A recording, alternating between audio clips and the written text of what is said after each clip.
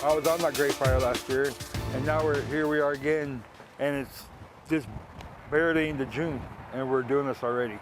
Tough words to hear tonight as we continue to track a wildfire burning 75 acres near Geiger Heights. Good evening and thank you for joining us for KREM 2 News at 11. I'm Mark Hanrahan.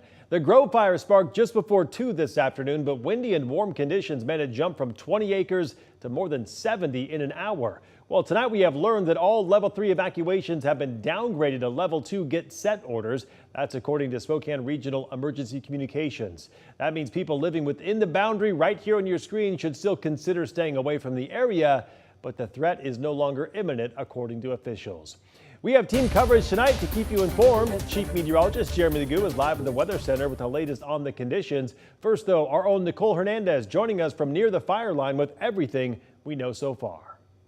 Crews have been working on this fire through the afternoon and into the night now. They've been able to get a bulldozer line around the fire. Now, that doesn't mean the fire has any containment yet. That's the first step in containment, but that's the goal for the rest of the night and into tomorrow is work on that containment level and mapping out the fire. As for now, it's hard to see behind me right now, but there's a lot less smoke on the horizon than we were seeing earlier today. With high winds, the Grove fire sparked and spread quickly.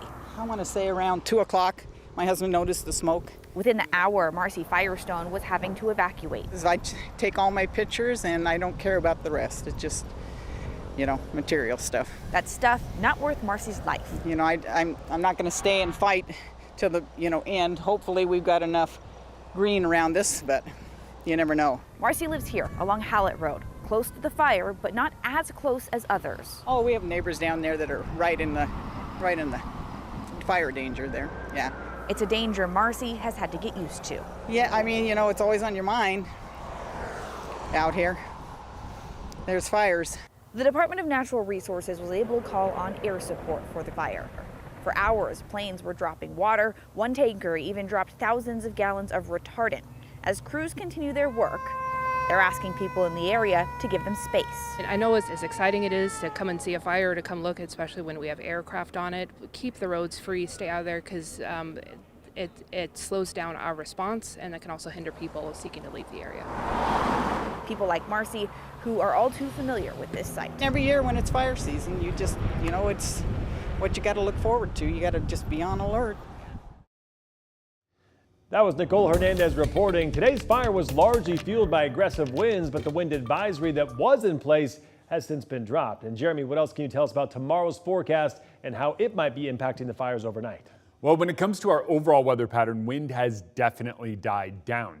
Another thing of note, we've got a lot more moisture in the atmosphere. Notice our dew point of 23 degrees with a temperature of 62. That puts our relative humidity in the 20s. It was in the teens earlier today, so that is a good thing. Wind's still blowing quite hard though. We just recorded a 36-mile-per-hour gust out at the airport. Keep in mind the airport just sits a few miles away from that Grove fire. Sustained winds right now at 25 miles per hour. That's pretty strong. When it comes to what the fire is doing for the rest of us, our air quality is suffering as well. Moderate air quality, 60 AQI, is about where we stay for the remainder of the night. So just know that smoke smell is likely going to linger. Overall, the wind is going to die down. We'll continue to watch it die down overnight, and tomorrow it winds up much, much calmer across the region. Despite that, we still stay pretty cool. 74 degrees tomorrow, 80 Thursday. Our next bout of wind moves in Friday.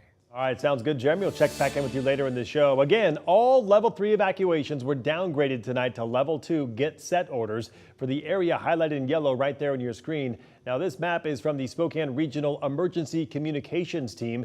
It updates as those levels and boundaries change. In the meantime, you can always tune into KREM 2 Plus for all the latest coverage. It is free to download on Amazon Fire, Roku, and Apple TV.